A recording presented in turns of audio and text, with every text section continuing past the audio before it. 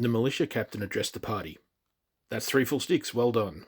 You are in a multi-team tie behind Farmer Jim's team. Here's a fresh batch of trophy sticks for you to use." Mattis asked the captain about the spare rat that they had stashed in their bag, and was told that whilst they could just get an extra stick to put it on now, strategically speaking, it might be a good idea to just hold on to any spares as a source of hidden points at the final tally.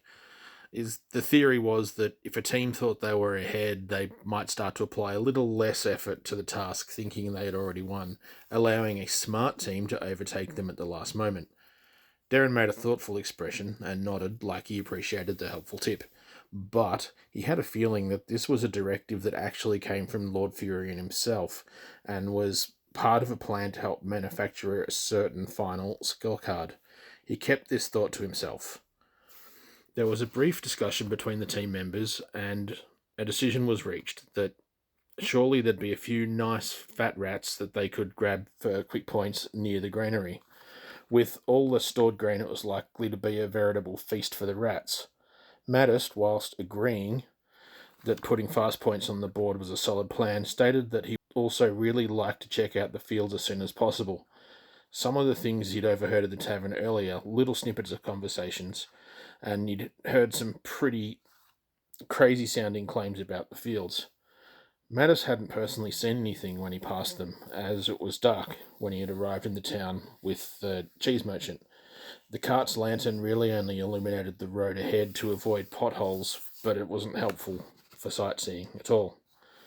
The others said they did notice that a couple of the fields looked burnt and blackened when they passed them on the way in. So there may be something to the stories Mattis spoke of. As the approach was made to the town's grain storehouse and milling area, a number of young competitors came running towards the three, making frantic noises and batting at themselves, trying to get rats, either real or imagined, off their bodies. Their clothes, probably pretty shabby to start with, were now torn and bloodied rags. One of them collapsed, and the rest of the team continued running, screaming all the way back to town. Sister Silvara turned to Mattis and said, "Do you have a coin in any of your belt pouches?" To which the response was, "Yes, but why do you need it?" Holding out her hand, Mattis passed over the coin. In a swift movement, she tossed the coin into the air and watched it gracefully spin end over end before snatching it out of the air and slapping it down on the back of her hand. Taking a quick look at the coin, she passed it back to Mattis and said, "He'll be fine. Let's keep going." As the coin was handed back, she also said, "Thanks, my coin purse is a bit hard to get to at the moment." The two young men were again slightly shocked by something Sister Silvara had said. They could not decide if this pointed to them being just more sheltered than they first thought, or whether the young priestess was just a super chaotic individual.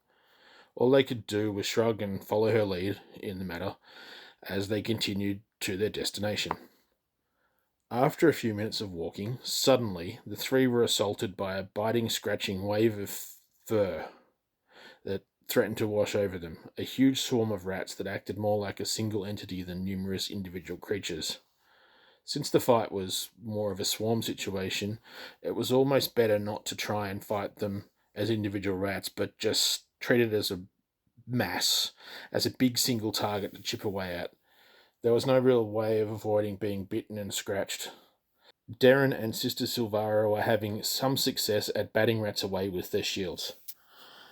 Mattis found his daggers not to be very efficient in the current situation, so he decided to try blasting a bunch with a spell. A quick bit of hand-waving and muttering of an incantation resulted in a burst of magical energy that turned a section of the swarm into small meaty chunks. This left him feeling a little drained, but satisfied with the result. The others who just kept swatting away with sword and mace, bashing with their shields and trying to stomp on any that were near their feet.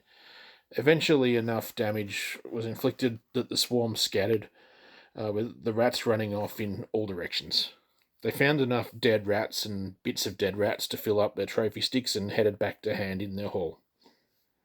On the way back with their trophy sticks, they passed the messy corpse of the collapsed competitor whose face had now been eaten off and his bones were being picked clean by the rats that were still swarming over him.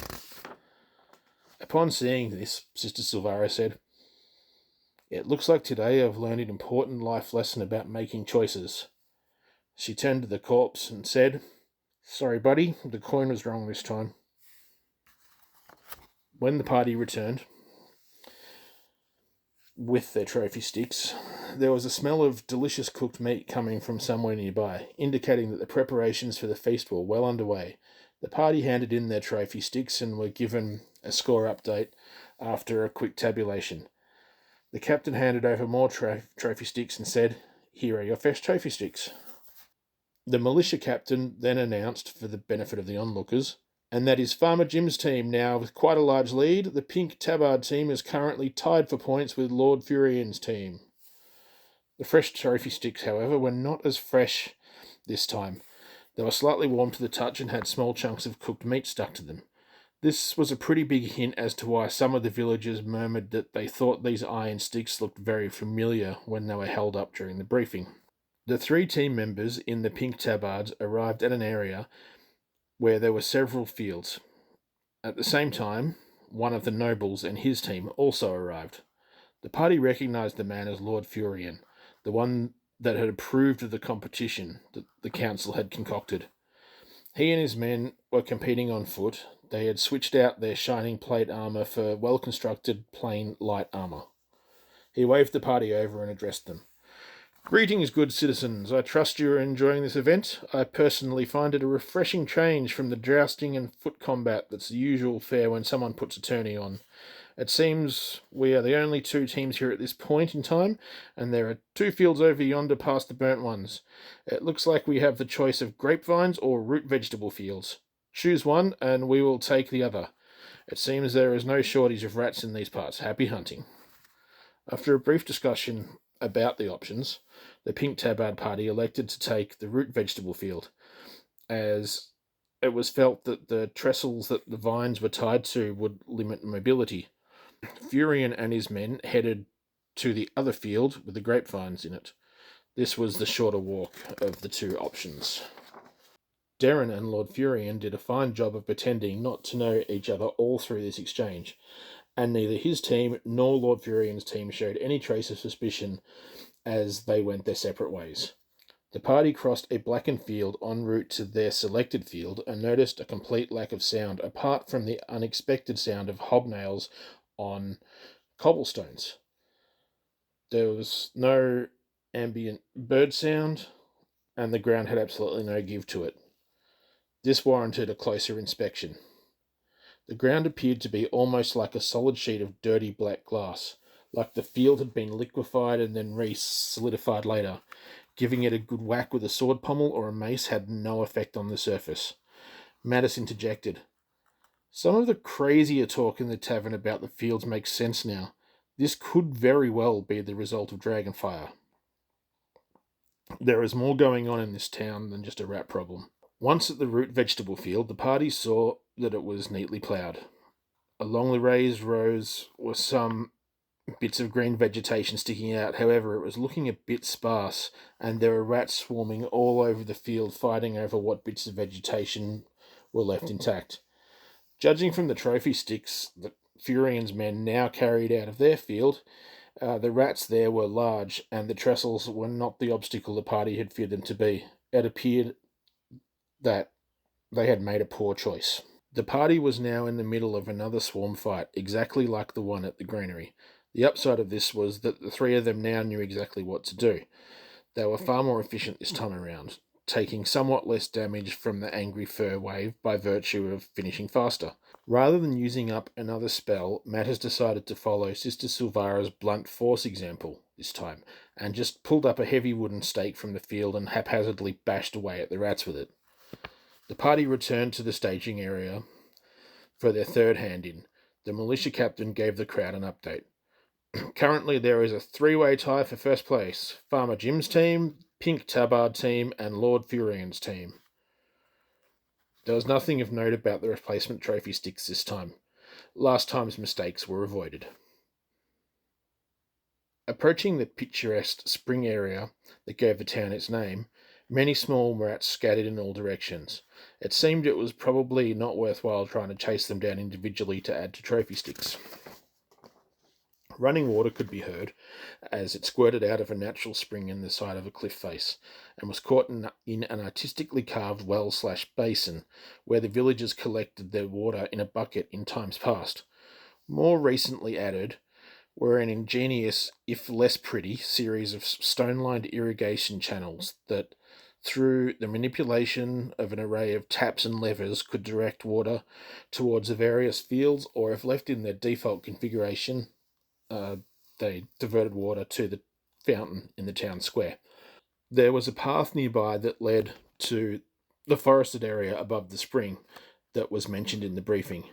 Proceeding from the spring area to the forested area via said path, the three pink-clad party members proceeded to look around, pondering why this was even recommended as a place to look for rats, because it seemed there were more rats scurrying around town than around here. Was this a genuine hint as a good place to seek out their furry prey, or just a ploy to spread the teams out more? Whilst in deep consideration of this, 5 of their fellow competitors wearing blue ribbons came charging up from the spring area, brandishing their trophy sticks overhead as improvised clubs, trying to bash a bunch of rats that were scurrying everywhere. All this succeeded in doing was making a lot of noise and scaring the birds into flight out of nearby trees. They were having very little success in actually hitting the rats.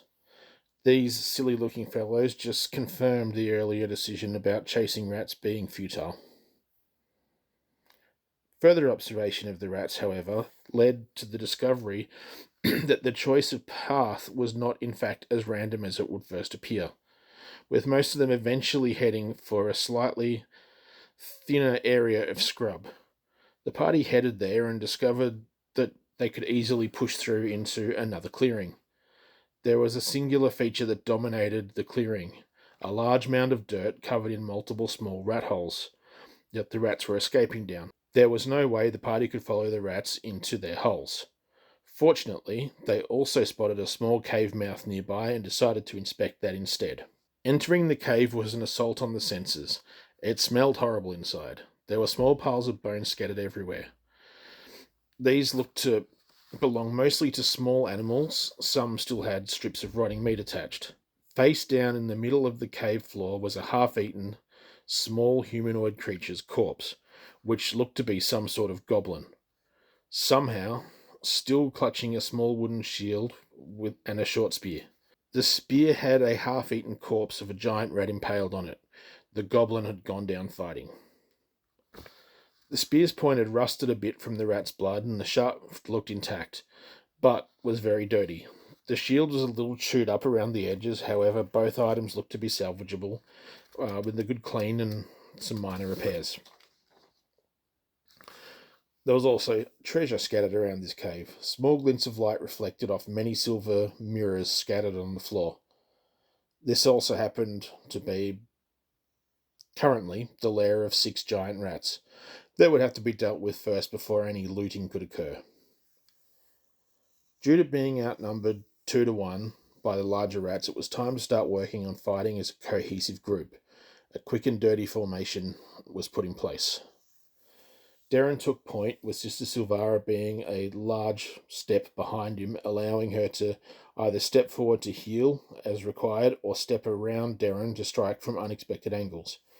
Mattis just swept around the back of the other 2, hurling daggers when targets presented themselves. The party found this to be an effective way to fight and eventually vanquished the rats. All the trophy sticks were filled, and the additional giant rats were added to their bags for later. The looting commenced. They picked up around 200 silver coins that had been scattered around the cave floor, then did a more intensive search, digging through crevices around the cave walls and just seeing what they could find. This eventually led to Darren disturbing a small rat that bit his finger. Then it scurried off. The rat had been sleeping on a small leather pouch stuffed into what was now their little nesting area. It had 6 gems of various colours inside it, potentially worth a few coins. One stone in particular drew their attention, though. It was a carved bead made from a pink and white stone with grey-green moss-like markings on it. With their sticks, bags, and pockets full, the party returned for their final hand-in.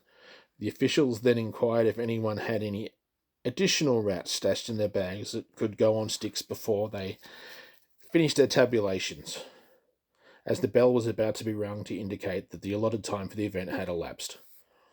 All additional trophy sticks were counted and added to the tallies, and then the bell was rung. An announcement was made. Final scores are in. We have a tie for first position. Farmer Jim's boys versus the Pink Tabard team. We will give the teams half an hour to rest up and tidy up from the rat quest. If anyone has any injuries, please visit the priest in the area over to my left. Then we will have a skill at arms contest. Rules will be explained prior to the contest. Well done, everyone. We hope you enjoyed the contest. Thank you for your participation. The Pink Tabard team shook hands with Farmer Jim's team, and all of them went to see the priest before freshening up for the skill at arms contest.